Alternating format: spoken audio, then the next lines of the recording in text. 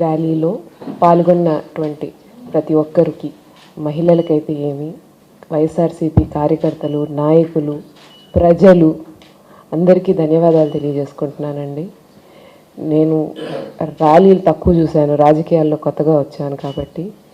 కానీ నిన్న ర్యాలీలో స్పష్టంగా జనాల్లో కోపం కానీ, ఉద్రిక్తత కానీ, ఇది వైఎస్ఆర్సీపీ పార్టీ చేసింది అన్నట్టు కాదు. వైఎస్ఆర్సీపీ పార్టీ ఒక అవకాశం ఇచ్చింది ప్రజలకి, వాళ్ళ వ్యతిరేకాన్ని, వాళ్ళ నిరసనని తెలపడానికి.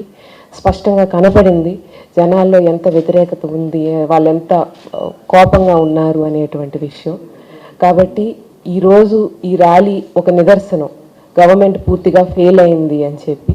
కాబట్టి ఖచ్చితంగా మిగిలిన వాళ్ళు పాల్గొనడమే కాకుండా ఆడవాళ్ళు భారీ ఎత్తున వచ్చి పాల్గొన్నారు. నేను ఎప్పుడు చెప్తాను, బహిరంగంగా ఆడవాళ్ళు ఇంత ఎత్తుగా ఎప్పుడు ప్రభుత్వాన్ని వ్యతిరేకించి బయటకు వచ్చేటువంటి సందర్భం మనం ఎప్పుడూ చూడలేదు. అటువంటిది ఆడవాళ్ళు కూడా అట్లా వచ్చారు అని అంటే ప్రభుత్వం ఎంత కిందకి దిగజారిపోయిందని ఒక్కసారి ఆలోచించుకోవాల్సిన అవసరం ఉంది.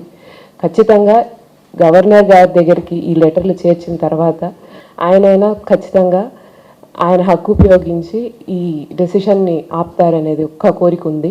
ఎందుకంటే ప్రభుత్వం అయితే ప్రజల గురించి ఆలోచించేటువంటి అవకాశం కూడా కనిపించట్లేదు. మేము గద్దెక్కాం కాబట్టి మేము 5 ఏళ్ళు మాకు కావాల్సినట్టు ఉంటామనేటువంటి ఆలోచన స్పష్టంగా కనిపిస్తుంది. కాబట్టి ఇప్పటికైనా ప్రజల పక్షంలో నిర్ణయం వస్తుందని మనస్ఫూర్తిగా కోరుకుంటూ మరొకసారి ప్రతి ఒక్కరికి, ప్రజలకి కానీ, శ్రేయోభిలాషులకు కానీ, వైఎస్ఆర్సీపీ కార్యకర్తలకి, నాయకులకి అందరికీ ధన్యవాదాలు తెలుపుకుంటూ సెలవు తీసుకుంటున్నాను.